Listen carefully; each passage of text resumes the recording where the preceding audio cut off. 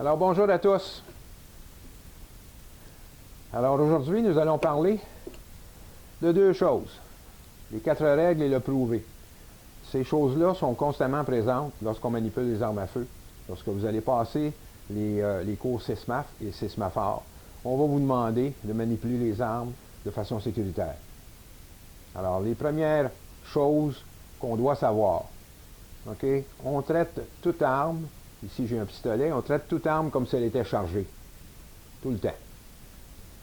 Ne jamais pointer ailleurs qu'en direction sécuritaire, en direction des cibles. OK? Toujours garder le doigt sur la culasse, en dehors du pontet, tant que ce n'est pas le moment de tirer.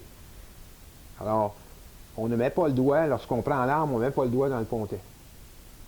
On met le doigt sur la culasse. OK? Et finalement, assurez-vous de votre cible et ce qu'il y a derrière. OK? Ça va passer à travers le papier ou le carton et ça va s'en aller plus loin. Dans le cas d'une arme de poing, vous devez vous en servir dans un club de tir. Alors, il y a des buts en arrière. Alors, il n'y a pas de problème. Vous avez quelque chose de sécuritaire là. OK? Maintenant, comment on fait ça? Un prouvé. Prouvé, ça veut dire une chose. C'est un acronyme. Alors, on le décortique. On dit pointer. Ma direction sécuritaire, c'est par là. Pointer dans une direction sécuritaire. OK? On dit enlever les munitions. OK? On dit ouvrir le mécanisme. On vérifie s'il n'y a rien qui obstrue l'embouchure du canon. On vérifie qu'il n'y a rien ici. Alors, il n'y a vraiment rien. Et la dernière étape,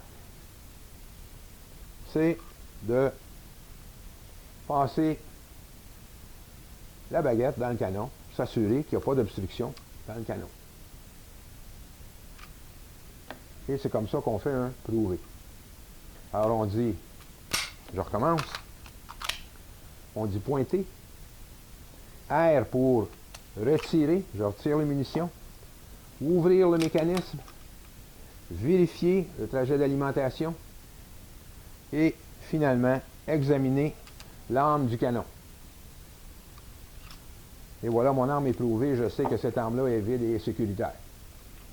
Dans le cas d'un revolver, ici j'ai un revolver, c'est encore plus simple. Le revolver veut dire que j'ai un barillet. Alors j'ouvre le barillet. Je suis à même de constater que j'ai rien ici dans le barillet. Donc, l'arme est vide. Est-ce que j'ai quelque chose dans le canon qui obstrue le canon? Je ne le sais pas. On va aller voir. Et à ce moment-là, je vois que ma baguette passe complètement à travers le canon. Donc, j'ai rien dans le canon. Donc, c'est le même mécanisme, c'est la même chose. Et cette arme-là est maintenant sécuritaire. Autre chose.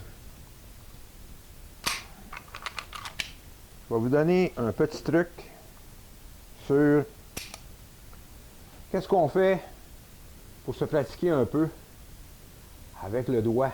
On a toujours de la misère. Hein? Au début, là, les gens prennent ça, puis on s'en va chercher. Il y a un trou, là, puis le doigt, il fonctionne là-dedans. Là. On ne veut pas ça. On veut prendre l'arme et aller coller son doigt sur la culasse. OK?